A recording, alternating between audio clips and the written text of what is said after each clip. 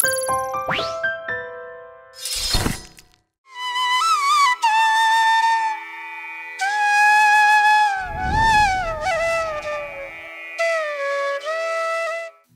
পড়ছিলাম বঙ্গভূমির প্রতি।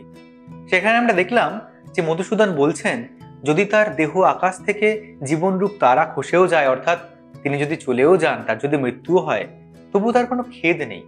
কেন? সেই কারণটাই রয়েছে কবিতার পরবর্তী অংশে। কবি লিখছেন, দেখো, কিন্তু যদি রাখো মনে নাহি মা ডরি সমনে। তুমি যদি আমাকে মনে রাখো, তাহলে আমি যমকেও ভয় পাই না। ডরি মানে ভয় পাওয়া, আর সমন মানে মৃত্যুর দেবতা যম। মুক্ষিকাও গলে না গো পড়িলে অমৃত হ্রদে। তোমার এই যে অমৃত হ্রদ, সেখানে পড়লে মক্ষিকারও কিছু হয় না, সেও বেঁচে থাকে। সেই ধন্য নরকুলে লোকে যারে নাহি ভুলে, মনের মন্দিরে সদা সেবে সর্বজন।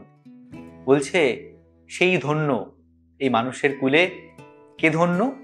যাকে লোকে ভুলে যায় না, সবসময় মনের মন্দিরে তাকে রেখে দেয় এবং সবাই মনের মন্দিরে তার সেবা করে, অর্থাৎ তাকে স্মরণ করে।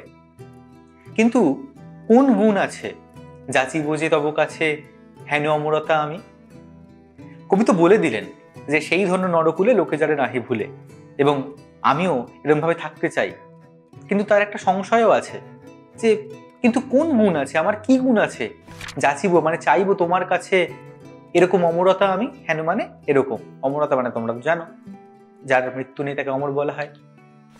কহ গো শ্যামা জন্ম দে, অর্থাৎ আমার কোন গুণ আছে তুমি বলো, আমার মাতৃভূমি। শ্যামা জন্ম দে মানে যে জন্ম দিয়েছে, জন্মদাত্রী। আর শ্যামা আমাদের এই যে বঙ্গদেশ, তার যে শ্যামলিমা, সেটাকেই বলা হয়েছে। তবে যদি দয়া করো ভুলো দোষ গুণ ধরো। কি বলছে? যে তবে তুমি যদি তোমার ছেলের উপর দয়া করো, আমার দোষ ভুলে গিয়ে শুধুমাত্র গুণটাকেই ধরো, অমর করিয়া বর দেহ দাসে সুবরদে, তাহলে আমাকে অমরত্বের বর দাও। দেহ মানে দাও, দাস মানে তো জানো ভৃত্যকে, অর্থাৎ নিজের কথা বলছে। সুবরদে মানে যিনি বর দেন। কি বর চাইছেন কবি? ফুটি যেন স্মৃতি জলে মানসে মা যথা ফলে মধুময় তামরস, কি বসন্ত কি শরদে। কি বলছেন? তোমার স্মৃতি জলে আমি যেন ফুটে থাকতে পারি। অর্থাৎ তিনি তো অমরত্ব চাইছেন, মানুষের মনের মধ্যে বেঁচে থাকতে চাইছেন। এই যে মায়ের হৃদয়ে বেঁচে থাকা, মায়ের স্মৃতিতে বেঁচে থাকা মানে কি? বাংলাদেশের মানুষের মনের মণিকোঠায় থাকা, যেভাবে তিনি আজকে রয়েছেন। তাই বলছেন যে ফুটি যেন স্মৃতি জলে মানুষে মা যথা ফলে। মানুষ মানে মন, যেখানে কি ফলে? মধুময় তামরস। তামরস মানে হচ্ছে পদ্ম। সেই মধুময় পদ্ম যেখানে ফলে, কি বসন্ত কি শরদে। বসন্ত শরৎ নির্বিশেষে যে পদ্ম ফোটে তোমার মনের মধ্যে, সেই পদ্মে আমি মধু হয়ে থাকতে চাই। এই আকাঙ্ক্ষা, এই কামনা বা এই প্রার্থনাই মধুসূদন করছেন বঙ্গভূমির কাছে। অর্থাৎ মধুসূদন যেটুকু কাজ করেছেন, যেটুকু লিখেছেন, তার মধ্যে দিয়ে তিনি অমরত্ব চাইছেন, এবং তিনি আজকে সত্যি সত্যি অমর হয়ে আছেন। এবং তিনি যখন বিদেশে যাচ্ছেন, একটা অনিশ্চয়তার মধ্যে দিয়ে তিনি যাচ্ছেন। তিনি বুঝতে পারছেন না তিনি আর ফিরে আসতে পারবেন কিনা। ওই জন্যে তিনি নেটিভ ল্যান্ডকে গুড নাইট জানাচ্ছেন বা বিদায় চাইছেন।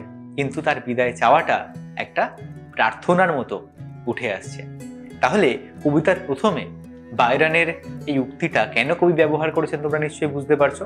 এবং কবিতার মধ্যে দিয়ে কি প্রার্থনা তার জন্মভূমির কাছে, জন্মভূমির মানুষের কাছে কবি রেখেছেন, সেটাও খুব ক্লিয়ার।